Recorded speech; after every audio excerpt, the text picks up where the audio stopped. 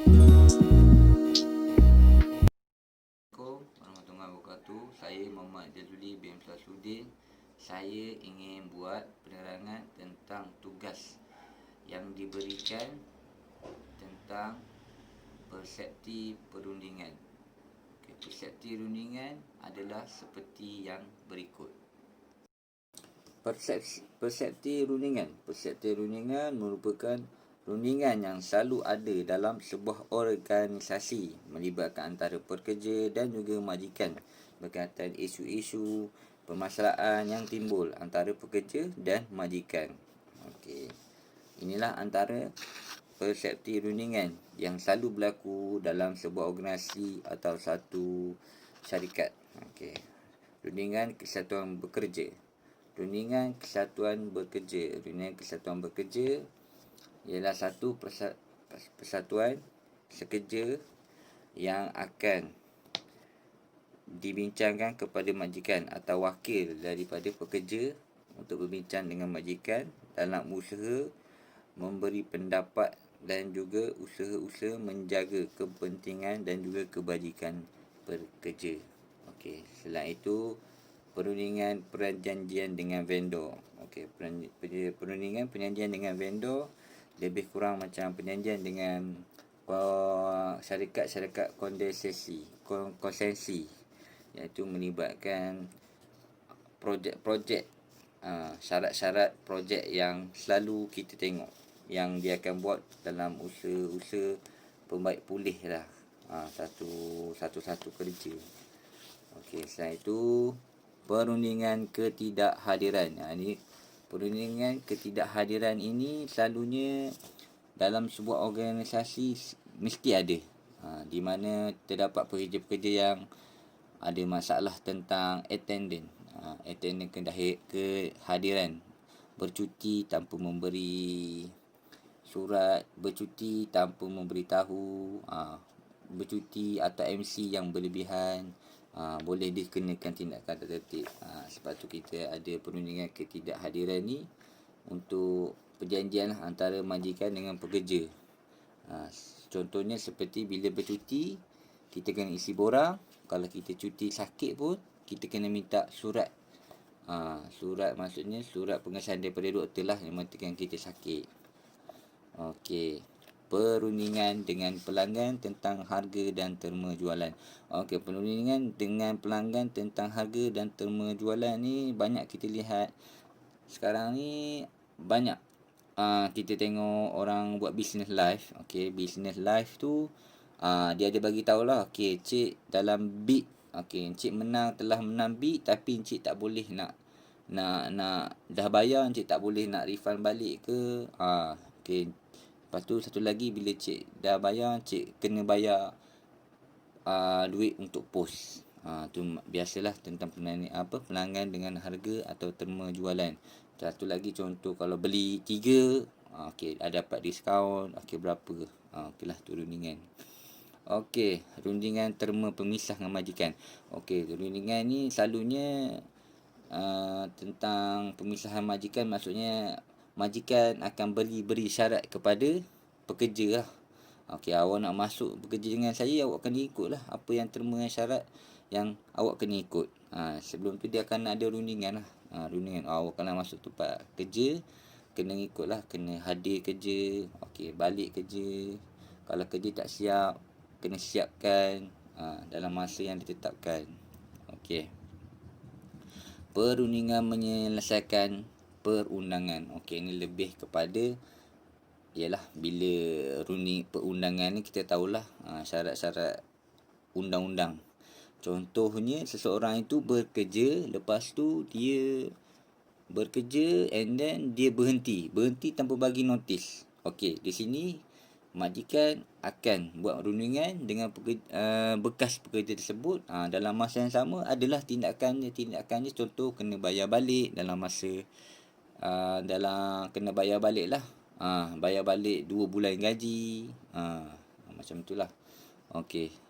Perundingan lanjutan kontrak perkhidmatan. Ni selalunya berkaitan dengan projek-projek tender lah. Tender, contohnya tender pembersihan, tender projek perumahan. Okey, contohnya melibatkan tender projek-projek yang tak siap dalam masa yang ditetapkan. Okey, ada wakil akan datang untuk berbincang berapa masa atau dikenakan tindakan dari segi kena bayar balik ke 10% ke macam itulah.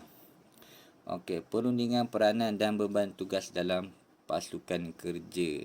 Okey, perundingan peranan ni selalunya inilah ada lebih kepada kesatuan kerja lah. Selalunya macam kita bekerja dalam satu kumpulan, tapi dalam masa yang sama sekarang ni kerja tu makin teruk.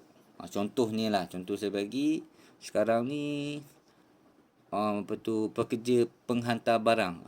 Contohnya Pos Malaysia lah. Okey, budak-budak dia sekarang ni tekanan. Sebab sekarang ni bila COVID, so orang jarang nak pergi beli luar. So diorang selalu beli dengan internet. So bila beli dengan internet, so barang tu banyak. Bila barang tu banyak, okey, diorang terpaksa keluar lah untuk maksudnya kena bagi tekanan yang banyak lah, sebab barang memang hari-hari banyak. Di situ dia akan berbincang dengan majikan lah, maksudnya untuk ambil budak separuh masa ke atau penambahan pekerja baru ke. Itulah perundingan peranan beban dan tugas dalam satuan kerja lah. Okey, perundingan jadual kerja fleksibel. Okey, perundingan jadual kerja fleksibel ni lebih kurang macam orang yang kerja ikut shift. Okey, contohnya majikan akan bagi, saya nak sekarang ni buat masa dalam 2 minggu ni, company ni kena boleh bekerja dalam masa 24 jam. Okey, kita akan buat satu waktu yang fleksibel. Maksudnya waktu fleksibel, awak bertugas daripada pukul 3 sampai pukul 12. Okey, awak pula pukul 8 sampai pukul 5. Dia fleksibel. Dan satu lagi contoh macam kerja kerajaan sekarang ni, bukan kerja kerajaan lah, kerja swasta pun. Contoh macam jadual kerja work for home. Sebab kita tahu sekarang ni time musim COVID ni ada yang 3 hari bekerja kat rumah, 2 hari bekerja di pejabat. Dalam masa yang sama kualiti kerja tu tak menjejaskan. Maksudnya jadual kerja fleksibel lah. Lepas tu perundingan akhir projek. Selalunya projek ni macam saya cakap tadi lebih kurang macam tender juga. Dia macam akhir projek ni macam tu, contohnya kita dah tetapkan dia minta untuk lanjutan akhir projek ni. Contohnya dia nak minta saya tak sempat untuk siapkan. Saya nak minta akhir projek ni lanjutkan ke, atau masa mula-mula dia nak mohon satu kerja tu dia dah bagi tahu. Saya akan boleh siapkan projek ni tarikh bila, waktu bila. Macam itulah. Selepas itu perundingan kenaikan pangkat. Perundingan kenaikan pangkat ni biasalah. Dia selalunya dia akan beri kepada orang-orang yang lama, contohnya senior lah. Macam company apa semua, dia akan bagi rundingan lah. Maksudnya bila awak dah lama berkhidmat, kita akan bagi rundingan untuk awak masalah awak nak naik pangkat, dalam proses naik pangkat. Perundingan tentang kerja lebih masa. Kerja lebih masa ni kita tahulah, OT. Bila ada OT tu mestilah kena bayar. So majikan kena buat perbincangan dengan pekerja berapa kadar bayaran yang dia kena kerja. Contohnya kalau macam hari cuti biasa 1.5. Kalau macam cuti cuti perayaan, dia kena double atau triple. Macam itulah. Perundingan perpindahan tempat kerja. Perundingan perpindahan tempat kerja selalunya saya tengoklah yang kebanyakannya dalam usaha orang tu, dia ditukarkan tempat kerja. Dia akan buat rundingan lah dengan majikan. Kalau boleh saya nak tukar ni, saya nak dekat dengan keluarga sikit ke, kalau boleh saya tak nak jauh sangat ke. Kalau boleh saya mohon untuk bertukar di tempat-tempat yang dia nak lah.